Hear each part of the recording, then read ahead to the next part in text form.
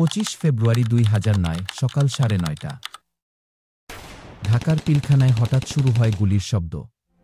প্রথমে মনে করা হয় অভ্যন্তরীণ বিশৃঙ্খলা, কিন্তু কেউ বুঝতে পারেনি এই শীতল সকালে রাষ্ট্রের বুকেই শুরু হয়েছে এক রক্তাক্ত বিদ্রোহ। আর পরের 36 ঘণ্টা হয়ে উঠেছিল এক বিভীষিকাময় ইতিহাস। একটি আধাসামরিক বাহিনী যারা দেশের সীমান্ত রক্ষা করে। সেদিন ছিল তাদের 34তম বার্ষিক দরবার। অনুষ্ঠানে উপস্থিত ছিলেন উচ্চপদস্থ সেনা কর্মকর্তারা। হঠাৎই কিছু বিডিআর সদস্য বিদ্রোহ শুরু করে। অফিসারদের জিম্মি করা হয়। গুলির শব্দে কেঁপে ওঠে পিলখানা। ছুরি, রড, আগুন সব ব্যবহার করে চালানো হয় নির্মম হত্যাযজ্ঞ।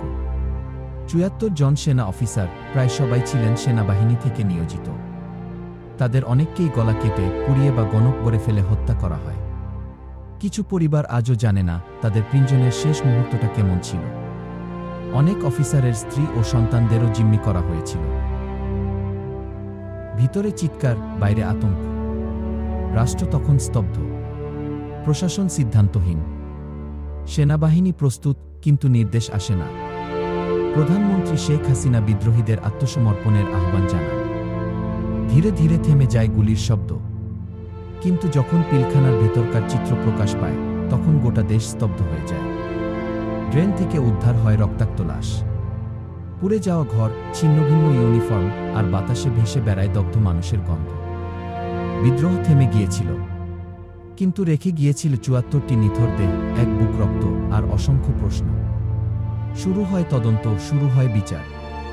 রাষ্ট্র এক বিশাল বিচারিক ইতিহাস রচনা করে। ১৫২ জনের মৃত্যুদণ্ড, ১৬১ জনের যাবজ্জীবন, আরও শতাধিকের বিভিন্ন মেয়াদে কারাদণ্ড। তবে প্রশ্ন ছিল, এত বড় হত্যাযজ্ঞ কিভাবে এত নিখুঁতভাবে সম্ভব হল? কিভাবে বিডিআরের মতো বাহিনীর ভেতর থেকেই সংঘটিত হল এত পরিকল্পিত বিদ্রোহ? তদন্তে বলা হয়, বেতন বৈষম্য, পদোন্নতি এবং সেনা কর্মকর্তাদের আচরণ ছিল বিদ্রোহের মূল কারণ। কিন্তু এতটাই ভয়াবহ হত্যাকাণ্ড।